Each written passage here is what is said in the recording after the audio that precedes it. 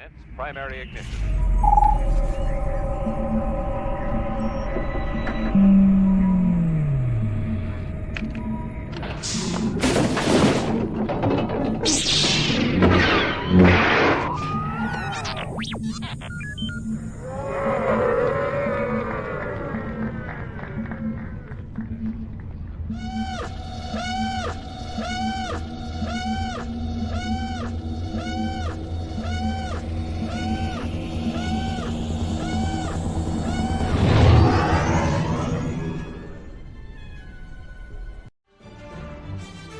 Hey, this is Obi Tahi. I play Dr. Pershing, and you are watching the Virtual Cantina Network.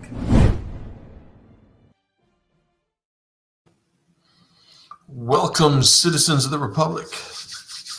Another night of Clone Wars Revisited with your hosts tonight, Mark and Skip. Going to be having a big old time watching Season 2, Episode 2. Did I get that right? I think that's right. Yeah, Season 2 up 2. Here we go. Yes. Big old time tonight. Ashley had something to take care of, so it's just the two of us. So we've got to have participation tonight. People got to be on the comments, lighten us up, type it away. It's boys' night on Monday. We had ladies' night on Friday for Andor. There we go. Which was stupid fun. I really do wish that it was like 12 straight weeks of Andor, but I understand why we're doing it in these like sort of 4 drops of 3 at a time. But yeah, we're looking forward to tomorrow. Yeah, exactly. I'm super pumped about Andor tomorrow. We've been eating good because we had all of the May the 4th stuff, which we definitely want to do a little bit of May the 4th roundup before we get into tonight's episode of Clone Wars. Some of it is very Clone Wars adjacent because just Saturday, which was May the 4th, we got new content with Asajj Ventress and Cad Bae, who are staples of Clone Wars. Now, Skip, did you watch Tales of the Underworld? I watched both Tales. Thrilled. Actually, I think I've got one more on the Cad side, but I watched everything of the Dark Gray Lady. Yeah, love her. I thought the Asajj episodes were terrific. Sarah, JB, and Sherry and I all met on May the 4th early in the morning, watched the episodes together and did a watch along, and it'll be airing tonight after Clone Wars Revisited. So once we're off the air, stick around. You will get our watch along of Clone Wars Revisited to help celebrate your May the 5th, or your Revenge of the 5th, as it were. Yeah, it's like, there's like, I noticed that Lucasfilm, maybe out of respect to Cinco de Mayo, laid off the 5th and went for the 6th. Revenge of the 6th, the Sith, which some people use Revenge of the 5th as the Sith. So they're both pretty close. But well, I think celebrate all month. It's Star Wars month. May is Star Wars month, right? So the 14th is George Lucas's birthday. We're all going to have a big old time. I don't know that many people catch that one. And of course, May the 25th, we got some movie watching to do. We put a summary grid up on the page, I think, like on May 1st, with like all of the significant Star Wars days throughout the month, because the first, of course, is 501st Day. We have May the 4th, which is recognized by Lucasfilm now as International Star Wars Day. Revenge of the 5th or Revenge of the 6th, however you want to do it.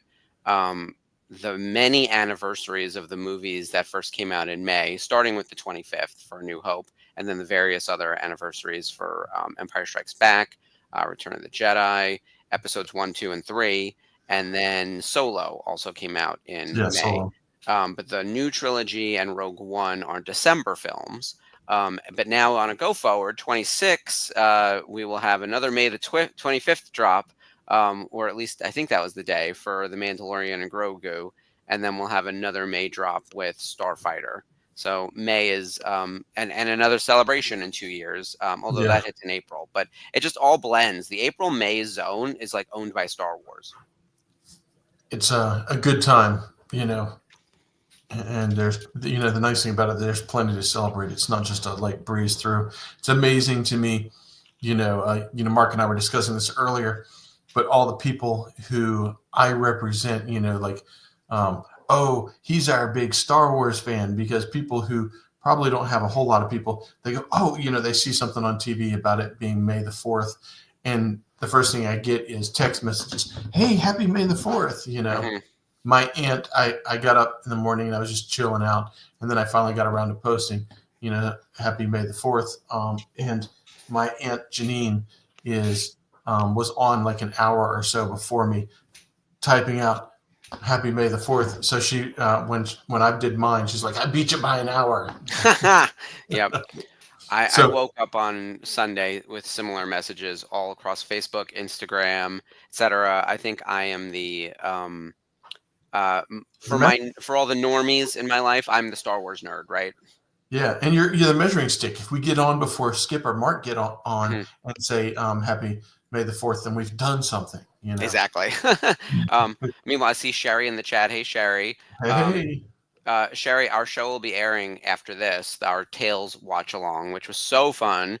We had a lot of Sherry this week. We got her on Andor on Friday night, where we did episode 6, which was the party. What was it? It was what a fantastic night! What a festive night! That's what the episode title was. And then on May the 4th, when we woke up early, to do Tales of the Underworld, which was so much fun. So what time were you guys getting up? I got up. Well, we recorded at 10 a.m., but I think that I was actually awake at like 8:30. So you're on East Coast time. Sherry's on East Coast time. What about JB and Sarah? They're East Coast also, because they're in DC. Okay. Yeah. Oh, cool. Now I've got somebody to go visit when I want to go to DC. Yeah, they're right outside of DC. They're actually really close. But yeah, it was pretty easy to coordinate everyone. It was fun because like something new. It's like waking up Christmas morning, and having like a new fun toy to play with. And Cad Bae was great. Oh, Sherry was up at 7.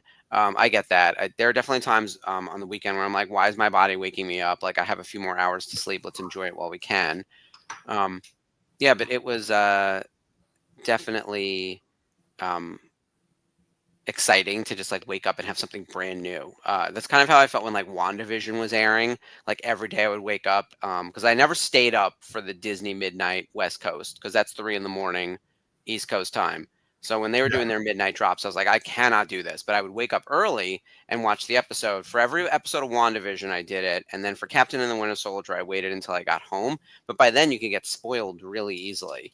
Well, I couldn't remember when they when they showed us. See, the first episode we saw at Celebration, and I couldn't remember whether we saw the whole thing or not. I think we saw the whole thing. The first episode of Andor season 2. No. Tales. Oh yeah, they gave you not Tales of the Underworld. Yeah. Wait, when did that happen? I don't remember that at all. I don't remember anyone mentioning that. That's so crazy. It was part of the animation show because I remember seeing the whole thing. That makes sense. They were quick. They were like 12 to 14 minutes each, and that includes like 5 minutes of credits, which is crazy because they translated into so many languages too. So you get like all the international credits mixed in, and they fly through fast, but there's still a ton of them. Yeah. I was like, oh yeah, this is on. I knew it was coming, and then I was like, oh yeah, I've seen this. I had seen so much stuff at Celebration, I had forgot that this was something I'd already seen. I was looking back through photos from Celebration 23, and I was like, oh, right, that happened. Oh, yeah, that thing. There's so much. Our brains actually can't process the quantity of information we're constantly taking in, which is why when people say that they're getting more forgetful, it's because it just we're not. There's more information. Yeah. Elliot Hansen always opens up the first panel by saying, look, get it straight. You're not going to see everything. You're not going to remember everything. That there's just too much to comprehend that goes on in this weekend. There's so many things. And he's right. I mean, it was just, blah, blah, blah. Yeah. And you just have to enjoy the moment. That's the best you're going to get. Yeah. And just sort of roll with it. I was trying to remember if that was when we saw the Maul. They did Maul and and that at the same time. But it was, I know it was in a panel. I mean, I remember seeing it. I was like, oh yeah. I thought the relationship between Lyco and our girl, you know, her smacking him and pushing him, and Ventress giving him a hard time. I love that interaction between the two of them. Oh my God, my husband and I all day have been saying, anger leads to hate. It's so good. Anger leads to hate. Very simple, very silly, great, like just poking at each other, which is amazing. Yeah, So, their dynamic was spectacular. I like Asajj in this new role where, I guess for anyone who didn't see it, not to spoil anything, um, Asajj Ventress dies in the book Dark Disciple. We all kind of know that, or at least most people probably know that. But she's back in Bad Batch, so people are like, "How'd that happen?" Because there's quite a bit of gap there. Like just Dark Disciple ends like still within the framework of like the Clone Wars time period for the most sense. I think it's after Order 66, but actually no, it's not because Obi-Wan's still active. So it's like during Clone Wars time period proper, and then she dies, and they like bury her on Dathomir, and then she's back in Bad Batch. How'd that happen? Well, this show, the Tales of the Underworld, tells you. And we open with her burial on Dathomir and then her coming back to life. And then we see like her first, we'll call it adventure, which she's trying to have a quiet life, which is like the running joke of like anyone who's like been involved in some heavy shit who then wants to go have a quiet life. It never happens. Like yeah, the quiet life never comes to you because someone messes it up. and it does, Mm-hmm. and it's so fun. It's Yeah, I like, I thought it was very enjoy the well done. quiet life. And Yeah. I love it. That woman, she's like, I live here and I don't enjoy the quiet life. She cracked me up. Who And I is get that? it. That voice is familiar. I couldn't remember who voiced that lady. Oh, I had it in the credit. I have to double check because it was in the credits, and I remember stopping, being like, "Oh, right." And it was one of those where I recognized who it was, but I'll pull up I the. heard the voice and I was like, I know that voice. I know that voice. Damn it, I Hmm. can't grab it. And then it was so quickly over. You were like, shit, I got to look Yep. that up. Tales of the IMDb it. Underworld. I know. I'm pulling up the IMDb. 6 episodes. Episode 1. Yeah. Give me my episode. So Show me the episode. Oh, here we So go. I've got to decide whether I want to drive that 30 minutes tomorrow night and go play Star Wars trivia, Mm, against some newbies, or what's a good word for saying beginner, the trivia. normies. Yeah.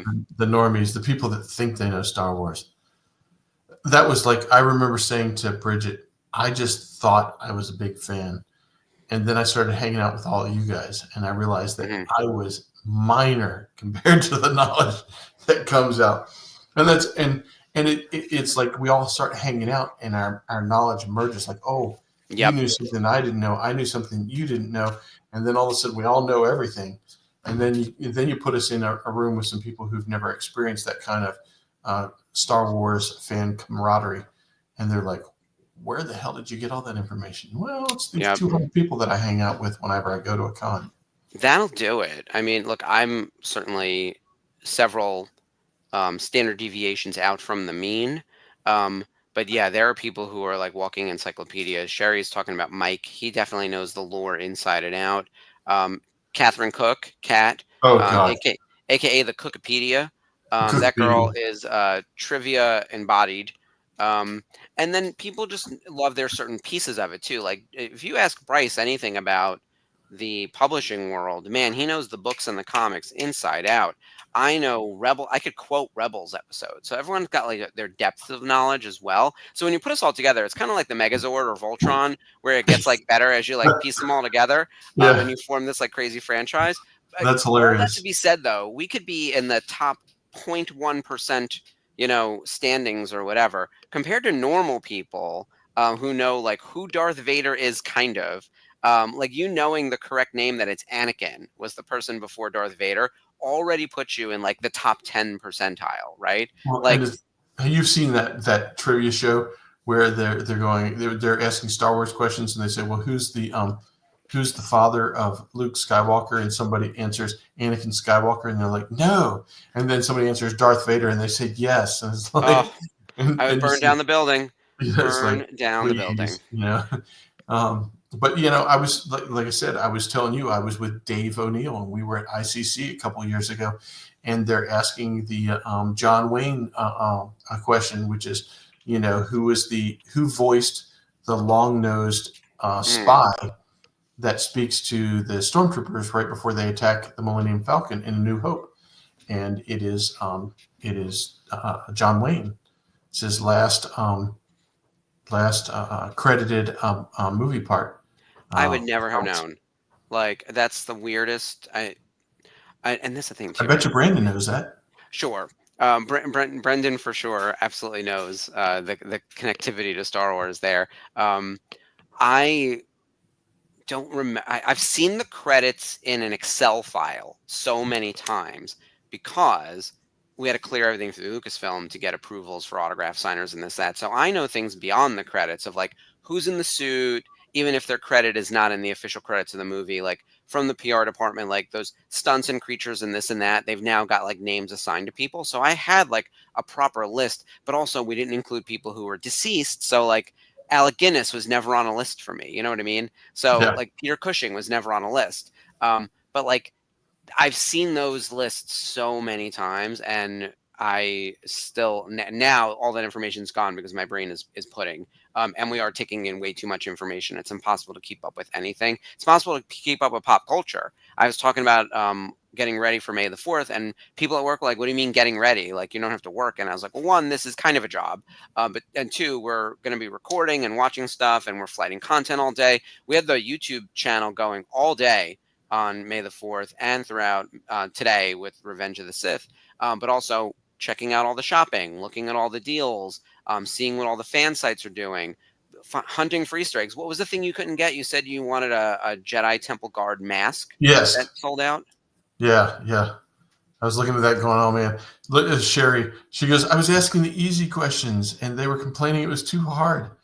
And it's like, that's when, Sherry, you turn to him and say, you should hang out with my friends. Mm-hmm. This is the story of our lives, Sherry, because we could probably put in trivia questions like, who is Anakin Skywalker's wife? And people might not know. And then you're like, well, it was Natalie Portman's character. And someone would be like, Natalie Portman's in Star Wars? Like, that's how far removed we have to go out for people. And interestingly enough, with the 50th anniversary coming, I think there's going to be a little bit of a shift to Star Wars becoming a broad appeal franchise again, where with a movie like starring Ryan Gosling, a known star and a new starting point that doesn't have a number attached to it, you're going to bring in the broadest audience possible. I think you're going to get a whole new group of like very light fans who probably don't know that Natalie Portman was ever in a Star Wars, right? Like, I think there's going to be a whole group of people who have no idea that Samuel L. Jackson is not just Director Fury, but he was also Mace Windu. So I think that that's coming, and I think that's a very good thing. I think we always need on-ramps, and I think that the Starfighter movie will be quite the on-ramp. And so I'm looking forward to that because we always need new fans. And then once we bring in those new fans, we'll figure out like how to cater to them. Because right now, like, I think we're trying to do a lot of balancing of like OT fans, prequel fans, animation fans, we'll say literary fans, people who just love the books and the EU and all of that. There's a lot to do. And I think this franchise, the funny thing that the one big thing that's missing is like broad movies. Like, yeah, broad-based. Well, keep in mind, I mean, for the most part, Harrison Ford became famous because of Star Wars. Yeah. I mean, there are a lot of people that came to Star Wars that were unknown, and either Star Wars made them, or they get made like you said, Natalie Portman getting made from, Thor and a bazillion different other things. But I remember I have right up here on the table, I have a Trivial Pursuit DVD version of Star Wars. And when everybody was here for the last party at the farm, I broke out the questions, and we just sat around and answered questions. I just pulled them out and started going through the card, go through all 5 cards, get the next card out, go through all 5 questions, done. Next card. Yep. So we were, and some of them we knew, and every once in a while there was one of them going like, ooh, I don't know that one. Well, I am famously bad at trivia. So if you do go to trivia, don't FaceTime me in. Don't ask for help. I will be of no help because I literally can't remember how to spell names that I type out all the time. I always have to double check in Google. And that comes from my time of like constantly using reference documents whenever I was at Tops, right? Like I never had to remember. I just had to like make sure that my information was accurate and then I could do with whatever I wanted with it. But I was pretty good at like knowing what actors played what roles just because we were always sending out cards to get signed and sending out deals and then chasing down new people. So it's like pretty good on that side of things. But if you ask me to identify the make and model of a ship, like I can't do that with a Chevy. Never mind like an actual like a spaceship within Star Wars. There's no way. We were talking about it in Tales the other day, and I was like, yeah, that ship looked like kind of like something you would see in the prequels, I guess. And JB and Sarah are like, oh, that's like the specific type of ship that like Anakin or Padme are riding. It was the carrier from from Attack of the Clones, I guess. I don't know. They could tell you. Sherry was there; she would remember. But I was like, yeah, that sounds like vaguely prequel. Like definitely not my thing. Yeah, I'm a, love the fact that there's the YT 1300, then there's the Y 2400. Sure. I'm sure there are. Sure. Yeah, exactly. I'm just not a ship guy. And I know that in Star Wars, there's like pilots and ship guys, and then there's like Jedi people and Imperials, and they love all their particulars. I'm more of like the broad stroke philosophy, and I actually really love the politics. Yeah, Sherry, ships are not my thing. I'd rather actually talk about the trade route policies in the Senate. And it's why, like, I'm telling you, this is the start of me being insufferable. It starts tomorrow. Mon Mothma is going to make her big speech. I'm going to be quoting that speech. We're going to put it on a T-shirt. It's going to be a thing. Like Mon Mothma is going to enter the pantheon of like the most important Star Wars characters ever. And for the more general fans who might not know who, at one point, Mon Mothma would have been an interesting like footnote question. Like, who's the one other woman who has speaking lines in Return of the Jedi, basically? And they're like, oh yeah, that lady in white. Who is she? And now an integral ingredient and a character that appears in Clone Wars, Rebels, Rogue One, Return of the Jedi, and is now like featured in the show, like the streams of content. And there are books about her, like, and she's prominently featured in Bloodline in the new trilogy piece, like it's a new trilogy time period. Like her character has, largely due to Genevieve, honestly, has exploded in a huge way. So yeah. Oh yeah, Sherry, I like your plan. Let's go watch Secret Cargo before. That's the episode of Rebels with Mon Mothma being like smuggled off world and giving her big speech. Let's do that. Either right before or right after we watch Andor. For everyone who's going to be doing that, I don't know if I'm going to make it to the chat tomorrow night, unfortunately, but that is a great idea. I'm listening to. I do a lot of what do you call it? Audible books because I drive around a lot, and I just did Star Wars: The Mask of Fear. Oh yeah, how was that? It was an interesting book. It was great to be reading that at the same time the Andor's coming out, because they kind of, though they're not tied together, they're very much like, oh yeah, this is a little bit before that and this is a little after that. Like Andor's a little after it, and that book is a little bit before it, and it was definitely enjoyable that way. So, but yeah, it's not a lot of pew pew. It's more politics. You would love it. It's all politics. That's a thing. I need to focus on that stuff though, is the one tricky thing. And if I am listening to an audiobook, it's usually when I'm driving. And so you get a combination of like pay attention to the road and a little bit of like highway hypnosis, and the thing is playing. And I was like, oh fuck, I missed that part. Like I do that constantly where I have to like rewind 20 seconds because you zone it, not zone out, but like you're driving poorly, but like you're not paying attention to the story. Sometimes I just go, okay, when I listen to it the next go around, like I'll listen to it twice, and then the second time I'm like, oh yeah, okay, I caught that I didn't catch before. Mm-hmm. Yeah, I need to do more of that because audiobooks are definitely the way in, and yeah, Audible is always having deals and stuff. Meanwhile, I'm looking at the time. I do want to make sure we get into the episode and then have a little bit of time at the end to talk about what's coming up on the network, because we've got some big stuff happening this week. So everyone get ready to open up your Disney Pluses. Get your Disney Plus machines ready. Yeah. Oh, and mine is going to be very slow at the moment, but let me pull up the summary of the episodes. So, Skip, this is always your job to read um, the description. We're in season two, episode 2, Cargo of Doom. With Anakin and Ahsoka in pursuit of Cad Bane seeks the last piece to unlock the holocron he stole from Darth Sidious. Boy, I messed that all up. Oh boy.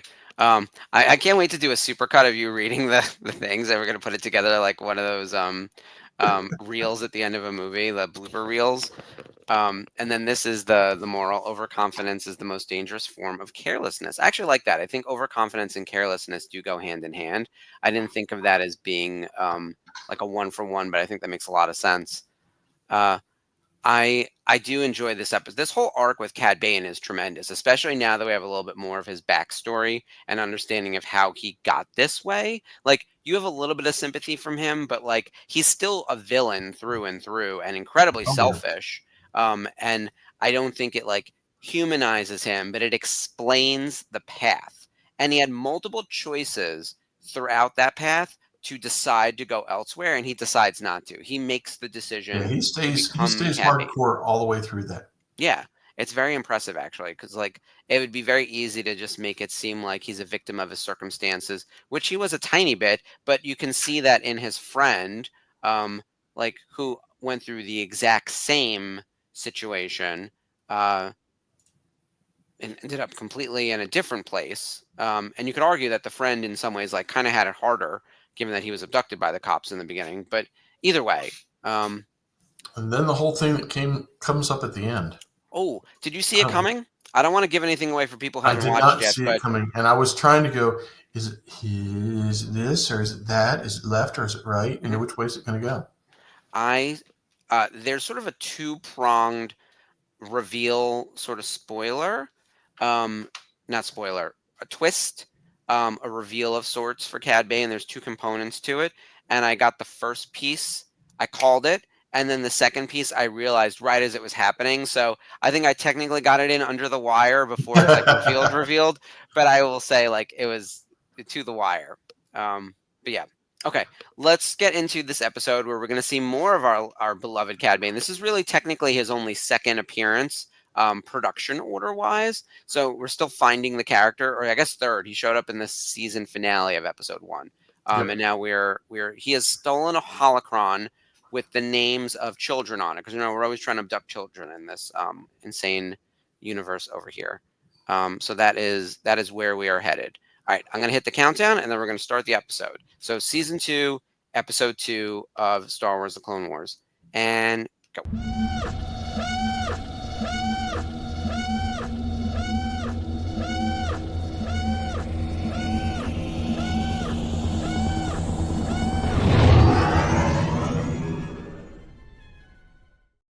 I'm going to get in trouble because I had my volume up earlier as I Oh was boy. watching Acolyte. Yeah, Disney police will come after you. That's how are you enjoying Acolyte now that the web is free of the nonsense? I find it much more enjoyable without the background noise of everybody telling us how it's this, that, or the other. Mm. Yeah, it's better when I can just enjoy it without being bothered. I had to remind myself, watching the Tales, that Cad's Duros, and the whole thing that he wears around his face, was not there during the Tales story. Wait, who's not there during the Did you notice just a second ago they were showing Cad, and he's got that mask thing on that comes down the side of his face. Oh yeah, his tubes also. So Yeah, there might be more stories about how he ended up like this, because don't you think he's disabled? Like there's something something about happened his to him. ability to breathe or something. He's got the little clicker thing. Yeah. Yeah, either that or he's prepared to do something. hmm I just got an interesting text from Spencer, and we try to stay live and in the moment while paying attention to the show, of course. Mm-hmm. But this is Clone Wars related news, which is why he felt that he needed to send it to me now. For anyone in the New York vicinity, This was announced over the weekend, and again, there were so many announcements, we can't keep track of everything, but I just shared it on my Instagram. There is a Comic-Con in Westchester County, up in White Plains, which where I live in New York City, it's probably only an hour and a half from here, maybe an hour, depending on the drive. They're going to have a whole bunch of Clone Wars people. Ashley Eckstein, your girlfriend and best friend, James Earl Taylor, who I love, one of my favorite people, Matt Lanter, the other piece of the Holy Trinity right there. So James, Matt, and Ashley right there. Here's what's interesting. Jim Cummings will also be there, who of course is Hondo Anaka and, you know, the voice of Winnie the Pooh and Tigger and a ton of, like, he's voiced everything and everything. And we met him at Rhode Island. He's delightful. Catherine Tabor, who plays Padme. Ooh. And Oh, she she was very just with them rarely, in one of the cons that they were doing. yeah, that's a smart move because she rarely does conventions, and I do think she should hook herself into that crew because Padme is a great standalone character, and she's obviously done a bunch of other voices as well. But it makes sense that she would be part of that crew, and I think the four of them would crush it together. Here's the really interesting thing: the sixth person on this list, Nika Futterman, who plays Asajj Ventress. She's never on the con circuit. If she does 2 or 3 cons a year, it's a lot. And so she's there with Ashley, James, Matt, Kat, and Jim. That is a bonkers lineup. Like, I had all these people signed for Tops, obviously, and I got most of them at Celebration 2019. But like, I didn't have this combo. Like, this is incredible, and I'm so excited. So I'm gonna make sure I go to this June 21st and June 22nd in White Plains, New York. So if anyone's around A little far from the me. general New York City area, road trip, girls, we're going to take a cute little weekend up there. And it's at undiscoveredcon.com. So we will. Oh, so it is a con. Yeah, It's this is a not. It's not convention. a comic book store or assignment. No, this is a real convention. I'm going to actually look up the website while we're here too. Undiscovered. And we have other con stuff to talk about on undiscoveredcon.com on the show tonight. I love it. Let's use the tanks to get to the other ship.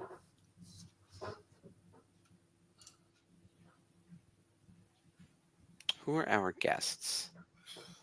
Ashley Eckstein, Matt Lanter, James Arnold Taylor, Nika Futterman, Catherine Tabor, Jim Cummings. They have a lot of voice actors. I don't recognize as many outside of that, but everyone on here has multiple credits. There's a lot of anime voice actors. That would make sense. New York is a big anime territory. Oh yeah, I'm looking at these pictures. It is a lot of anime people. What's it? That superhero academy.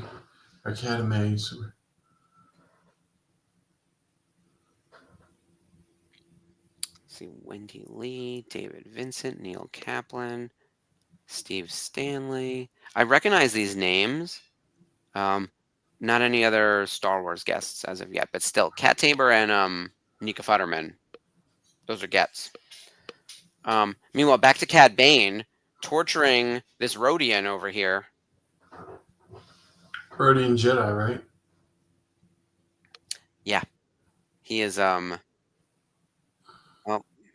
He is no longer functioning. Yeah, no longer functioning. Eek, that is dark. We are 2 episodes into season 2, and they killed this dude. I'm trying to figure out, like they've got the air tubes from the scuba thing running up to the side of his head. It's like, what, did they cut holes in the side of his face and run the oxygen in him? Yeah, it's definitely a breathing apparatus, right?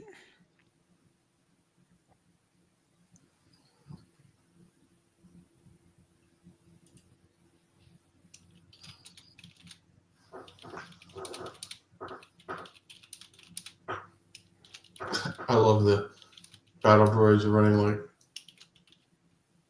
scared little girls.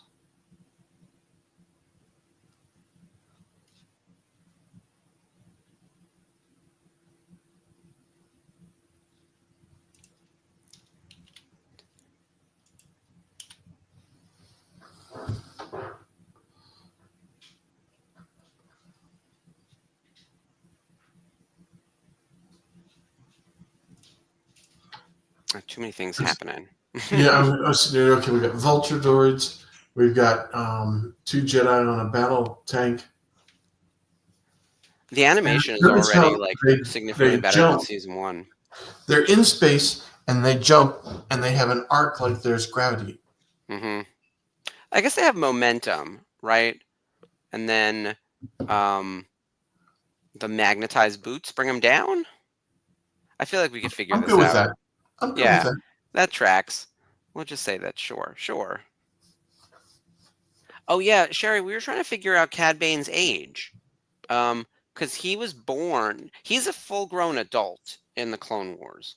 So even if he's in his 20s or 30s, he would be the same generation line as like a Padme, Bail Organa, Mon Mothma. So a generation above Luke, Han, and Leia. That's how we have to think of him.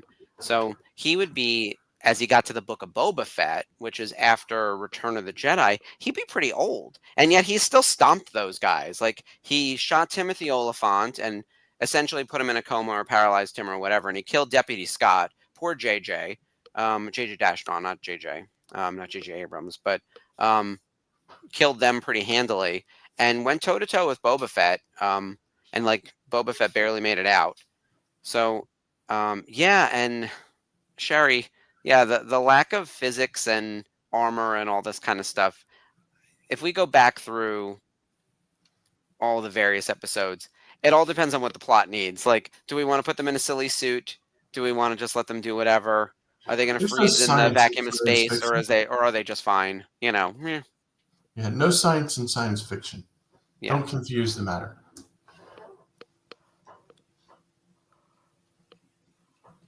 I think this could be really, really fun. This other convention, the Undiscovered. Um, Speaking of conventions, though, everyone be sure to tune in on Wednesday. We will be doing our news desk related to Rebel Scum Con and our Bunta Eve event that is going to be tacked onto Rebel Scum. So we've got a Bunta Eve special edition Texas, which is so exciting. Rebel Scum Con is October. Oh my God, August August 8th. 7th or the 11th? 8th or Yeah, it is a nice uh, just a few months away at this point. But it's a nice size show. I'm trying to find that graphic. We added everything in here. So this is Rebel Scum Con at the Frisco Conference Center, the 8th through the 10th. That's the Friday, Saturday, Sunday, and we will do a Boonty Eve. I want to show this. There we go. Yeah, so our news desk where we talk about all the details will be this Wednesday. So you're going to find out our guest list. Who are we bringing to Boonty Eve Special Edition Texas? What are some of the other details? Maybe I'll do some karaoke. Yeah, Flash. Ah. I think that we'll have room for karaoke at this place. The venue is supposed to be fantastic. I've seen photos. Um, we will be doing a walkthrough physically soon. I think Kathy is actually going to fly out there and check it out. Our events director. I've got like a video tour, and we're already planning like who's going to go where, and the guest list is really really fun, and the guest list at Rebel ScumCon continues to grow. They announced a whole bunch of people. Katie Sackhoff was their newest reveal. They announced a few tattoo artists and a bunch of other interesting people. Mara Jade. Yes. Um, how do you say her last name? McGrindle? I'm going to look it up on the website so I say it correctly because I will mess it up. Oh, come on. You can spell it. You know that I I've can't. been fighting those yawns all night. Now you're gonna just do one right in front of me. Sorry, it was a very Monday after May the 4th and everything. So here are some of the guests that are going to Rebel ScumCon. Sam Witwer, Matthew Wood, Simon Cassianitis, from Mando, Julian Glover, Aidan Barton, Alan Rusco, Andy Secombe, Dermot Crowley, Dominic Burgess, Femi Taylor, Hilton McRae, Howie Weed, Jacob Rowanas, Jim Swearingen, Michelle Ang, Mike Estes, Rena Owen, Richard Oldfield, Roger Christian, Ross Beedman, Shannon McRandall, Yeah, there we Once go. it's not spelled weird. It's just I always forget how to say it. Stephen Constantino, Toby Philpott, and Tux Akindoyoyeni. I said it right when I Oh, met him in him. person because I asked him to like say it for me, and I was able to repeat it correctly. Um, yeah, and then they announced a few other people yesterday. I'm gonna pull up their Facebook so I can make sure I get all the right info. Rex was blonde, wasn't he?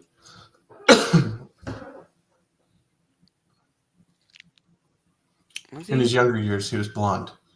He He was had he gray. had He he was had gray light headed by hair. somebody with Yeah. but he had, yeah. Everybody else had the dark hair, and he had. I don't know whether he bleached it or whether he naturally had some blonde hair. I don't know if hair dye exists. Hair dye must exist in Star Wars, but I think it's very rarely used. Um, although wigs seem to be rather prevalent and disguises in general, but I feel like we're following characters that are always in some form of disguise. The wigs on Andor. Oh man, we were talking about them at length in the last episode. They are good. Like these are some high quality pieces. You would never know that Luthen's wearing a piece. Who is? Luthen. Oh yeah, Luthen's his piece is great. That wig is probably the most expensive thing in the entire set. Made of real human hair from someone who's alive and was probably skinned for it. Um, it's a good wig.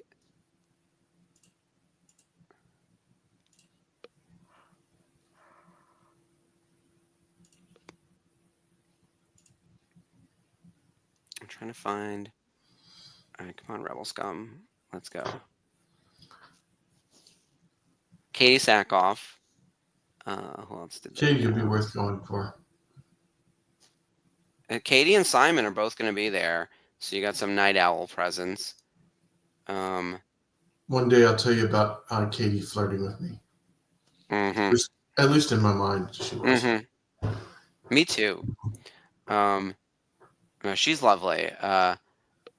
I have nothing but great things to say about Katie. I got to talk to her. We were backstage in the green room in Celebration 2019, and at that point she had returned for Rebels, and so I was talking to her about the season 4 premiere and how excited to see like Heroes of Mandalore and this and that. And we were talking and we're talking, and she's like, "Oh, it's so exciting to be back and to be filming, blah blah blah," and filming, and I'm like, "You mean recording, right?" Um, and she's like, correct. And then everyone like laughed because Mando wasn't out yet. But everyone was saying that she was going to be in the Mandalorian, and it was just here's the thing: we were in the green room, and it was like me, her agent, and like one other person from Tops, and we all just like laughed because like the rumor had been out there for so long that she was going to be in it, and it was like that's an easy mistake filming and recording anyway. But once she appeared in Rebels, people were like, "Oh, she's definitely coming back." They're like plopping her in here and there, and then she'll make a return. And we had to wait all the way until Rebels season 2 to see Katie. And then once she came back, oh man, she's in like 10 episodes now. She's all over like season 3. She's probably going to be in the movie, I would think, right? I hope so. Yeah. And yes, Dave, Sabine is probably the best example of dyed hair in all of Star Wars. It's her, and then the bounty hunter that's actually in Tales of the Underworld that Asajj Ventress goes up against in this last one. She's got like an ombre tip situation on her pigtails.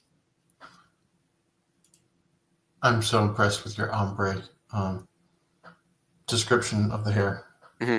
It's not quite an ombre, but it's got colors at the tips. Chantel, you would obviously know somebody who made a wig.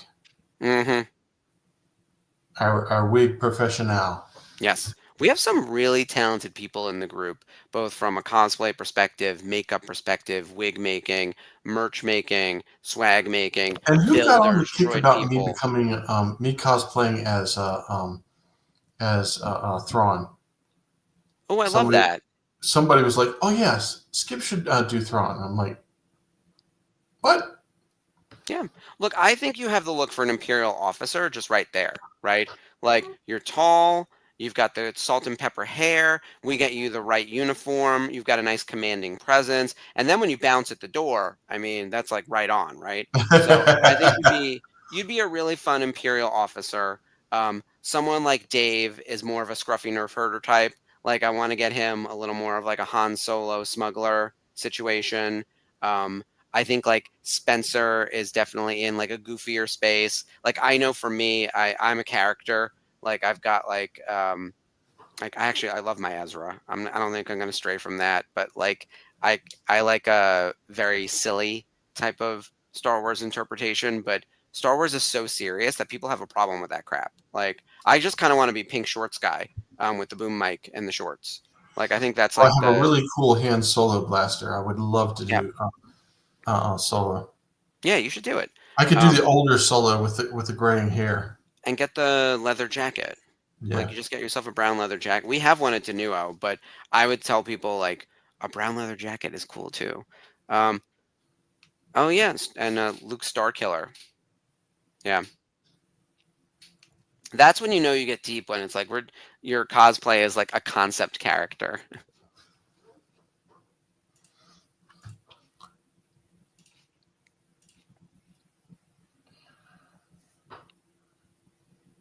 I will say the animation step up from season 1 to season 2 is It's considerable. definitely there, isn't it?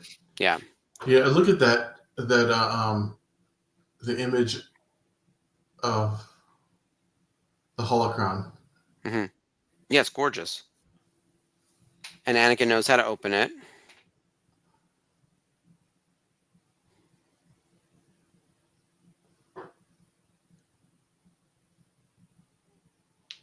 I mean, Anakin should just snap his neck and then kill everyone around him, but I know he has. Yeah.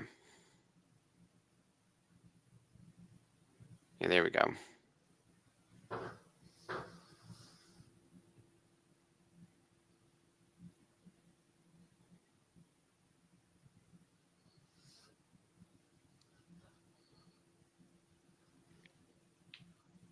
Yeah, there's some real danger there.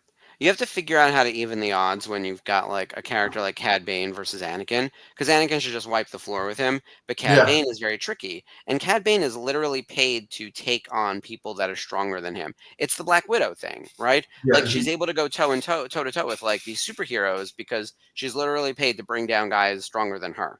And Cad Bane does it. Hondo does it. Like, Hondo gets the best of Obi-Wan and Anakin Oh multiple yeah. times. Oh Like, yeah. it's his introduction arc is actually what I'm most excited for. I want to see, um, like, we'll call him Evil Hondo. And Clone Wars Hondo is a different Hondo than Rebels Hondo. Oh, absolutely. Rebels Hondo is fun and joyous. Mhm. Uh, Clone Wars Hondo is just like death on the, like, okay. Yeah, I I really do You don't think, turn your back on Hondo. yeah, and I really need to know what happened in the gap between Clone Wars and Rebels to understand how he strayed that far from where he Well, was. and he had his crew, in Clone Wars. He had hmm the pirate crew, and they were Yep. very much scared of him, and he was Oh very yeah. intimidating. And Rebels, you know, he was with the Ugnaughts, hmm his Ugnaught lover. He definitely had a fall from grace. Yeah. Yes, he's my LGBTQ representation, along with the pig and the chicken. Although I will say, on as we were talking about this on Friday night, we do get some like legit lesbians in Andor with the two ladies, with Vel and Cinta. But then of course one of them ends up dead, which is a trope of media with like the bury your gays thing, which is frustrating. Um, but like, I'm glad we got the representation. I'm glad that I'm not seeing any nonsense on Twitter about like two women kissing and how that's a problem. So that Well, was pleasant. and I think it's very legitimate that one of them dies because you can't have that force field around the lesbians because they're lesbians. We can't treat them any more any less. This is what I was having the conversation with Sarah about, because I was telling her, I was like, yes, I want heterosexual couples and LGBTQ couples to be on an even playing field. The problem is that within the last however many 50, 100 years of media, there's a running trope called bury your gays, which means like LGBTQ characters will pop in, do something useful, and then they're killed, like literally killed, even in sitcoms. Like, gay characters are killed and then never heard from again. It's like a running trope. If you Google bury your gays, you'll get a whole thing on it. So I was like, all right, if we have to pick what characters are going to live and die, and most of them are going to die, who's going to make it at least farther along, or who has a chance of just being off world? And then the person who dies is a queer character, a woman character, and a character of color. I was like literally saying it's the Gong Show. I was like, this is striking 3 points of representation in Star Wars that are all underrepresented. So I was like, we could have killed literally anyone else. We could have even killed Vel, which I didn't want to do. But I think the way you make that mission go awry is that stupid kid kills one of his own, and it creates more dissension within the rebels, like on Gorman. I think, and then Vel and Cinta leave, and they're like, "Oh, it's even worse than we thought." Cassian was right. These people are inexperienced and stupid, and they killed one of their own. And he should have killed like the daughter of the guy in charge, which then would have like radicalized all of them. That's how I saw like this the cinder exploding in a smarter way. But like it left a bad taste in my mouth. Well, we got to remember that if you go back to Rogue One, which is the source material for all of this, Yeah. Rogue One is the Titanic of Star Wars. Of course, Everybody they're all gonna dies. die. Yes, Everybody dies. but we're So- only halfway through. We're only halfway through. The rest of them will be dead before it's all over. Yeah. Well, here's the thing. Some people have to live. We know for a fact Mon Mothma has to live. We know that Bail Organa dies in A New Hope, right? There are some characters that can make it out, and I think will make it out. I think Clea's going to live. I don't think Luthen's going to live, but I think Clea will live.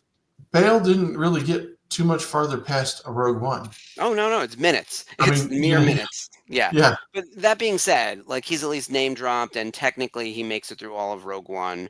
I think the concern is that like it fell into such an easy trope, but the idea that we do need to identify some people to make it, and I really hope Vel makes it because I love her, but I don't think she will, and I do think there's a shot though that Clea could make it. Like, and I fell in love with Clea. I've already loved her, but I think she's the MVP of the season.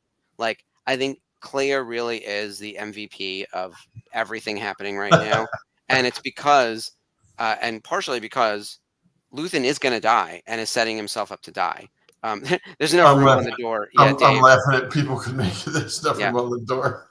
It's definitely, yeah. That's what I get for my Titanic reference. Yeah. But yeah, most of them are going to die. They're not going to make it at all. I think it's going to be a bloodbath, and it rightfully should be. I mean, this is a really bleak series, and no one is getting a happy ending necessarily. I think that like we know what happens to Cassian. I don't know what's going to happen to Bix, but I'm tired of the piling on of this lady. Like, she's been through so much. I'm glad that at the end she gets her a little bit of revenge against the doctor. Oh yeah, I love him getting fried. Yeah, that was excellent. I hope that it doesn't harden her so much that she like loses her humanity. But that's what happens in war, right? We see it happening with Saw. He's losing his grip on sanity. Never mind his humanity. I don't know how much humanity he had after Onderon, right?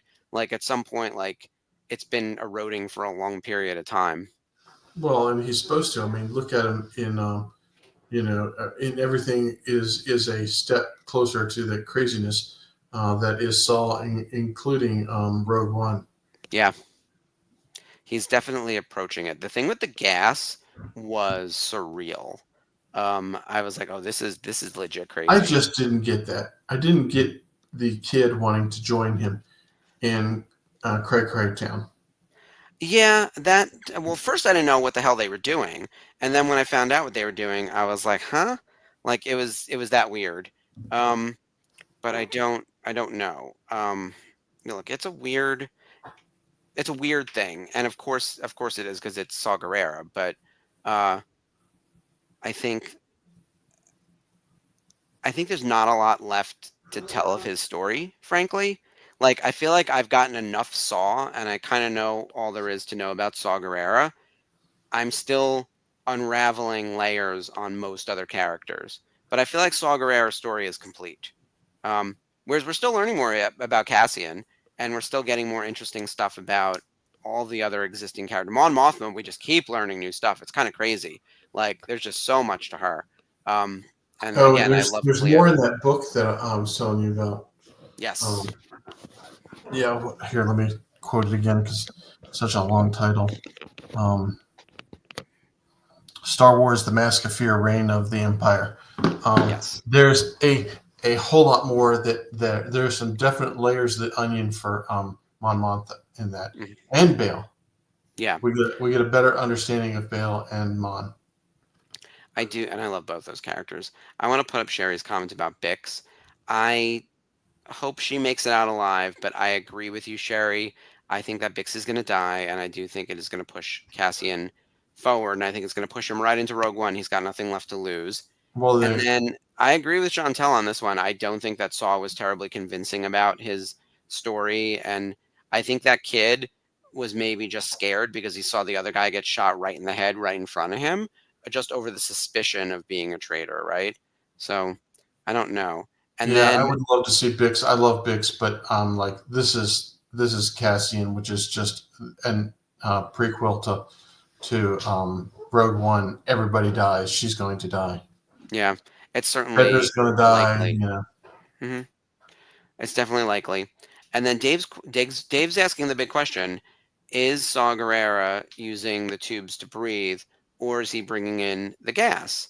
Um, and I'm not 100% sure because I think the gas has poisoned him. And I think if you look at the original Rogue One, I'm looking to see if I have the encyclopedia over there. I have like the concept art book. I think it says that he uses it to breathe, but we retcon that kind of stuff, or maybe people think that's what it's used for, but it turns out he's actually getting high all the time. I wouldn't be surprised, right? Like at some point, you have to cure the crazy.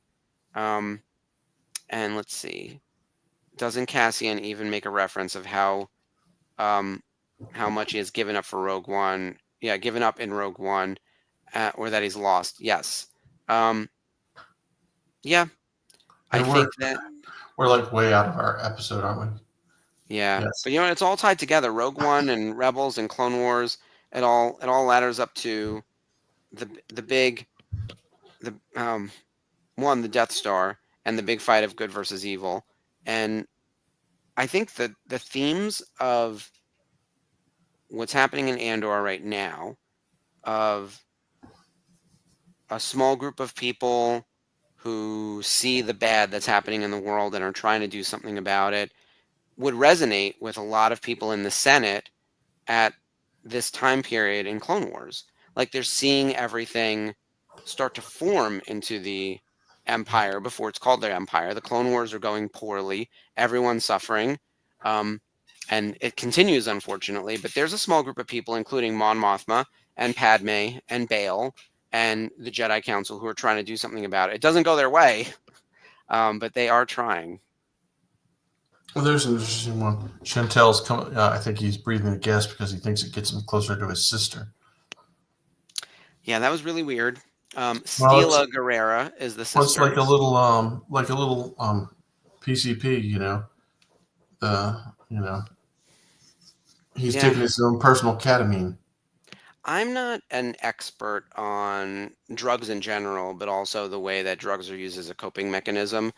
So it's not really my place to extrapolate. But Disney would.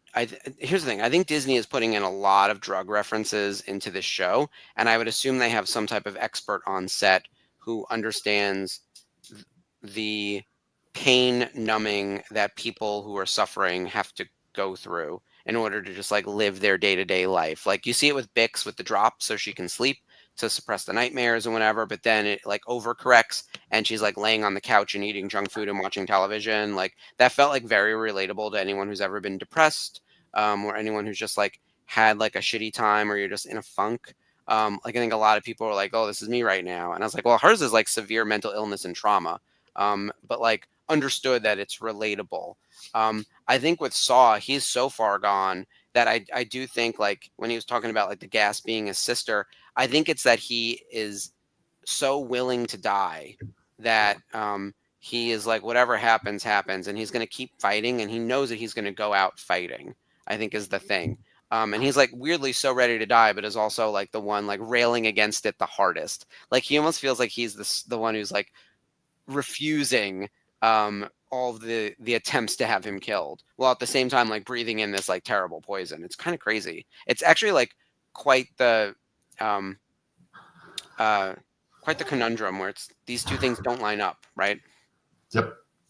It's definitely an excellent um, delve into the dark side of war, drugs, and everything else. Yeah. There's a weird, I was saying this, like, I think there's a weird anti-drug message in all of the episodes, just in general. But I think they also don't treat it with like a heavy hand. And I think in general, they're creating a very adult Star Wars, right?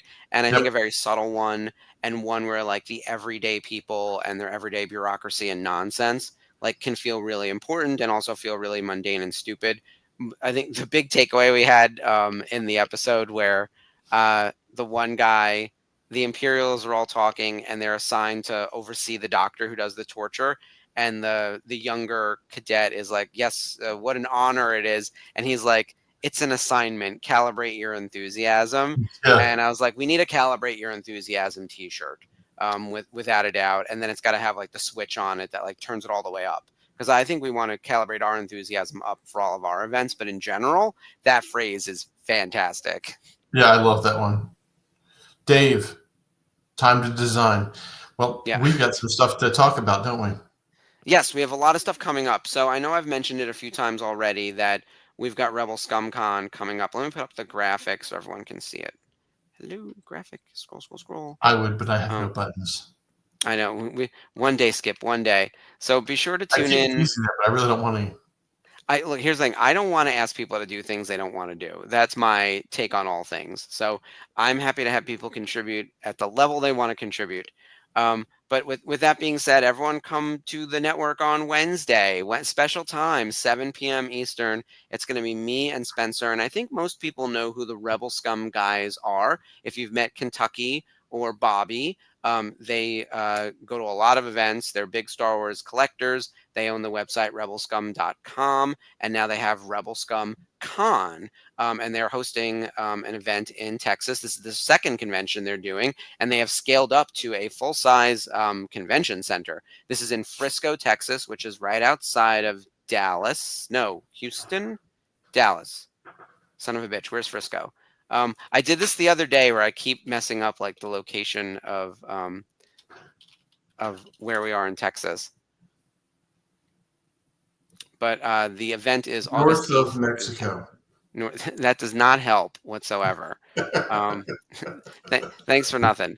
I'll look it up in a second. Yeah, maps.google.com. But yeah, August 8th through Dallas. the 10th. Yeah, close to Dallas. I kept saying Houston, and it was messing up everything because I was like, "Oh, it's right near Houston." As Spencer, Dave, and Sherry all spit it out. Dallas, Dallas. Yeah, Dallas. Dallas. Oh wait, they can't. Hold on, I've got the graphic up so they can't see. Let me switch back to our overlay over here so I can see the comments. Technical difficulties. Hang on. I love this graphic. We used it a few times during the watch along yesterday. All right, so let me put the comments back up.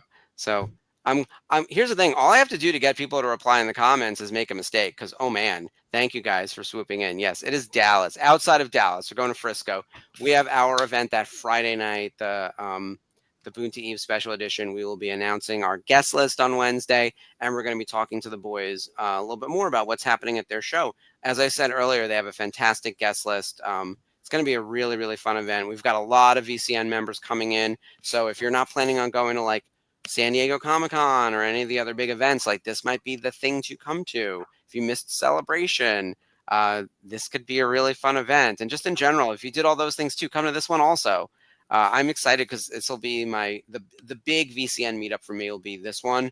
And then I'll also be at San Diego, which is always a good one. And then Rhode Island, of course. But I'm excited to kick things off with Texas. You know, I have a media badge, so I'll be interviewing all the celebrities for the network, both at our event and at the show itself. So it's going to be a blast. Cool. Excellent.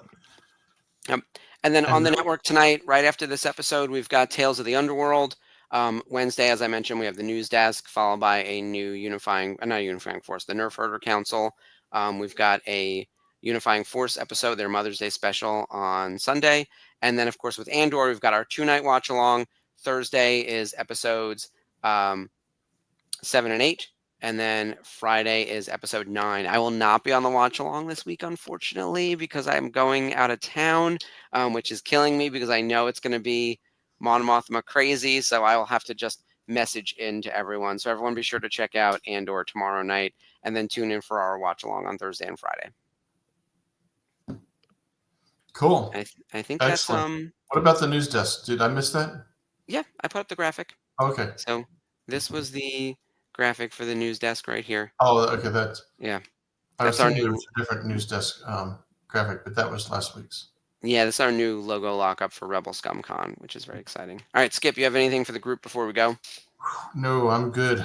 We covered it all. Yeah, it's a lot, very busy. Coming out of May the 4th, there's just been a ton of stuff, but now we'll have normal programming, and in fact, we're gonna do some fun stuff over the summer. So once we get through May, we have nothing new on air for quite a while. The next new beat of programming is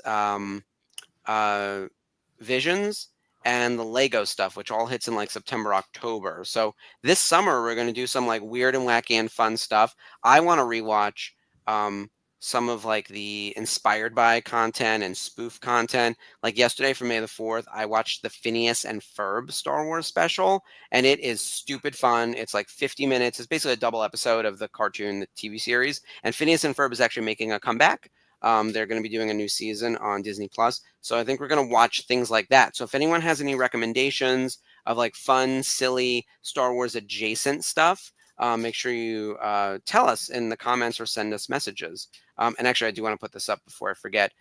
Yes, Girls Night, Sherry. So every Friday is Ladies Night on Andor Watch Along, which this will be the perfect week for it. Ashley, Sarah, and Sherry talking about all things Andor on Friday night. I will definitely be trying to message in while I'm traveling. All right, that's everything this week. Thank you guys so much for joining us. We will see you next week on the network. And as always, long live the Republic. Woo, long live the Republic. May the I force think be with I think on this one we'll also say F the Empire. you. Oh. Yeah, since we're deep in Andor. So also that. All right, good night, guys. Good night.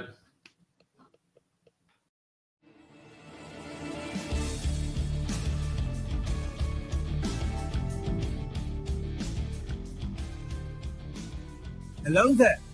Hi, I'm Mark Von Olin, the Director of Programming at the Virtual Cantina Network, and I'm here with James Arnold Taylor, the voice of Obi-Wan Kenobi. Obi-Wan Kenobi. Yes, I know that one well. I have the high ground if I... Wait, yes. Thank you. Now I have the high ground. And you are watching Clone Wars Revisited. This is the show you're looking for.